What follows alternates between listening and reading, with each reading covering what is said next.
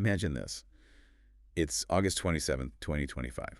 We're tuning into Bhubaneswar, Odisha's capital. There's this real buzz in the air, Something big is happening. Mm-hmm. Chief Minister Mohan Charan Majhi is launching Ama Shasana today. And it feels like it could really change how people connect with their government. It's got that potential, definitely. Have you ever wished your voice actually mattered in how your community is run, like really mattered? Imagine your ideas directly shaping policy. That's the dream for a lot of people, isn't it? Exactly. And that's the promise behind Ama Shasana, which means our governance. So today we're doing a deep dive into how this one state in India is trying to flip the script, moving away from just top-down rules to something truly participatory. And it's important to see this isn't just a local pet project. It plugs right into India's bigger national vision, Viksit Bharat, aiming for a developed India by 2047. Okay. So it has that larger context. Absolutely. It's a strategic piece. The shift here is huge. It's about genuinely empowering ordinary citizens, giving them a real voice, not just, asking for opinions occasionally. Right. So our mission today is to unpack how Ama Shasana actually works, what it hopes to achieve, the challenges, because there will be challenges, and why it might just be a blueprint for governance elsewhere. Okay, so this isn't just some new app they've rolled out. It feels like it's coming from a real long-standing need in Odisha, that gap between the government and, everyone else. That's precisely it. It's a response. For a long time, like in many places, there's been this disconnect. You've got Bhubaneswar, sure, but then you have remote villages in Koraput. Very different world. Huge diversity. Exactly. And people everywhere, from Balasore on the coast to Sambalpur inland, they had ideas, they saw problems, but getting those heard, that was the tricky part. So why now? What made this the moment? I think it's the realization that hitting those big national goals like Viksit Bharat, you need everyone pulling together. You need that ground level input. Ama Shasana basically says, look, policies work better when they're shaped by the people living them. It's about tapping into the wisdom of, 4.6 crore people. It's moving from governing for people to governing with them. Governing with them. I like that distinction. So how does it actually work on the ground? How do you make something like this genuinely easy to use for everyone? Well, they've thought about access, which is key. It is digital first primarily. There's a dedicated website, a mobile app, pretty standard stuff these days, built to handle lots of users securely. Right, putting it in their pocket, basically. Exactly. And crucially, it's in Odia and English. You need that local language interface. Definitely. But here's the clever part for inclusivity. They knew not everyone's online or comfortable with tech. So they've set up Ama Shasana kiosks. Physical locations. Yes, in district offices, in panchayat centers, right in the communities. People can go there, get help from trained staff, and submit their feedback, suggestions, grievances. So no one gets left behind just because they don't have a smartphone or internet. That's the goal, covering everything from education, healthcare, roads, farming, whatever affects daily life. It's meant to be comprehensive. Okay, submitting is one thing, but the real acid test, and maybe where this Ama Shasana really tries to stand out, is what happens next, isn't it? That feedback loop you mentioned. It can't just be a digital suggestion box. You nailed it. That's where trust is built or broken. So they have a dedicated team reporting directly to the chief minister's office, apparently. Okay, that's serious. They review everything that comes in. They sort it urgent, important, which department needs to see this. Then they send it off. And the person who submitted it. They get updates. That's the crucial bit. Your submission wasn't just lost in cyberspace.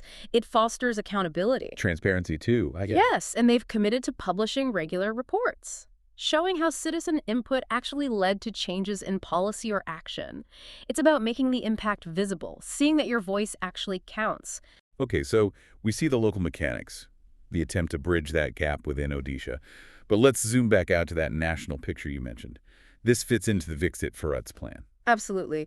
Chief Minister Majhi is quite explicit about this. He talks about Odisha not just as a state, but as a powerhouse of talent, culture, and potential, essential for India's overall development. And Odisha has been making moves recently, hasn't it, economically? It really has. They're diversifying beyond traditional industries, big pushes in fintech, manufacturing, renewables.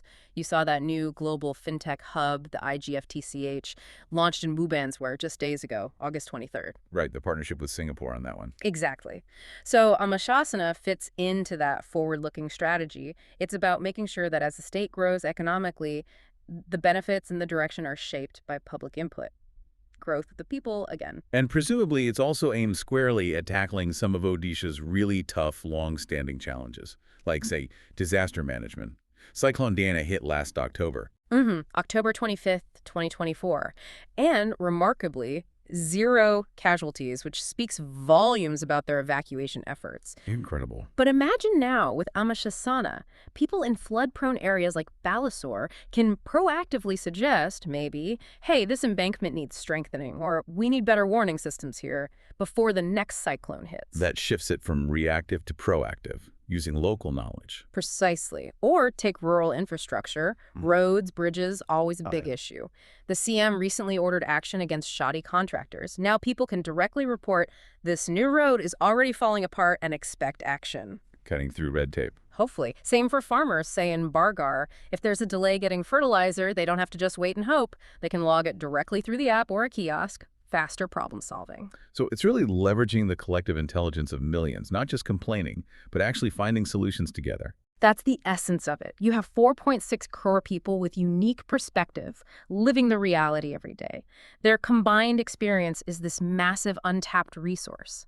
It's about crowdsourcing solutions, not just identifying problems. Now, you mentioned global inspiration, Singapore, Estonia, leaders in digital governance. Could Ama Shasana, if it works, become a model for other places? What did Odisha learn from them that makes it potentially adaptable? That's a really interesting question. From Singapore, you definitely see the influence in aiming for robust digital infrastructure and maybe efficient processing. They're masters of e-governance efficiency. Right. From Estonia, maybe it's more about the philosophy of digital citizenship, that deep inclusion, making digital identity and services a right almost. Okay. But what makes Odisha's approach maybe more adaptable, especially for other Indian states or places with similar diversity, is that blended model. The digital platform plus the physical kiosk. The dual access. Exactly. It acknowledges that digital divide isn't going away overnight, so you build for both worlds. That makes it scalable in a way that a purely digital solution might not be in many contexts. It's global best practice tailored to local reality. Makes sense. But let's talk skepticism, because initiatives like this always face it. What about people in really remote areas, or those with low literacy? Are kiosks enough? And what about the classic problem bureaucracy? Will things actually get done faster? Totally valid points. And the government seems aware they need to proactively counter this. For access, it's not just putting kiosks there. It's heavy outreach, awareness campaigns in villages, training the kiosk operators really well so they can genuinely help bridge those gaps. So active support, not just passive availability. That's the idea. On bureaucracy, well, that's the million-dollar question, isn't it? The commitment from the top, from the chief minister's office for strict response timelines is crucial. They have to deliver on that. It hinges on results. Completely. It can't just feel like you're being heard. Things need to visibly change. But look at their recent track record, the 0 cyclone casualties, approving nearly 4,500 crore rupees worth of industrial projects just a couple of days ago. It suggests they can execute. If Ama Shasana taps into that efficiency, it could build real trust. And what about the youth?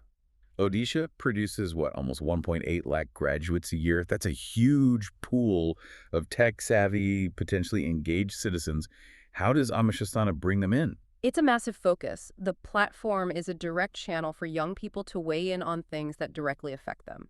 Education quality, job opportunities, innovation support. Giving them a stake in the future they're graduating into. Exactly, and apparently it's already happening. Students in Bhubaneswar are suggesting specific improvements to vocational training, for example. That input can feed directly into policy planning. Any examples of it working quickly for younger people? There was this anecdote: a student at Utkal University suggested some campus infrastructure improvements via Ama Shasana and supposedly got a response within a week. Wow, a week? Yeah. From a government department. I know. If that kind of responsiveness is real and sustained, imagine how motivating that is. It cuts through that feeling of, why bother? Nothing will change.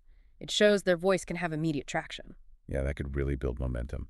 And the name itself, Ama Shasana, our governance, that feels deliberately chosen to connect culturally, doesn't it? Oh, absolutely. It's powerful. It speaks directly in Odia, the state language. It taps into a sense of collective identity. Odisha's history of, community action, cooperative movements, even the unifying Jagannath culture. It's saying this belongs to all of us. Making it feel less like a government program and more like a shared project.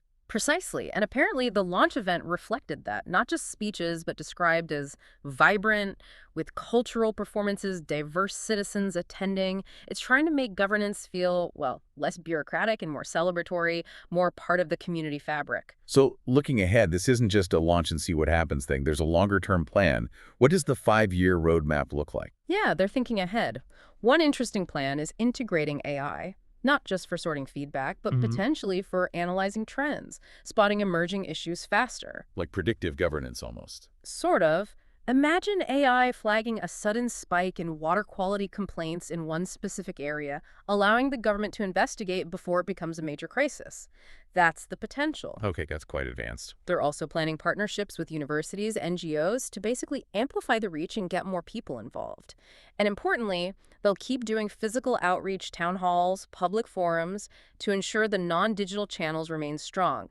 It's about continuous improvement and broader engagement. And connecting all this back to those big development goals you mentioned earlier, job creation, infrastructure. Yes, it's all meant to tie together. Odisha wants to create 1.5 lakh jobs by 2030, 65,000 in the first phase alone. Huge infrastructure projects are happening. That massive Bhubaneswar ring road, major railway upgrades announced last year. Big money, big impact. Right. And Ama Shasana is designed to be the feedback loop, ensuring these massive investments actually align with what people on the ground need and prioritize. Better roads in Jajpur, better clinics in Nuapada. The platform helps make sure those priorities are heard and, ideally, acted upon. So as we wrap up this deep dive, it really feels like Ama Shasana is aiming to be more than just technology, more than just a government scheme.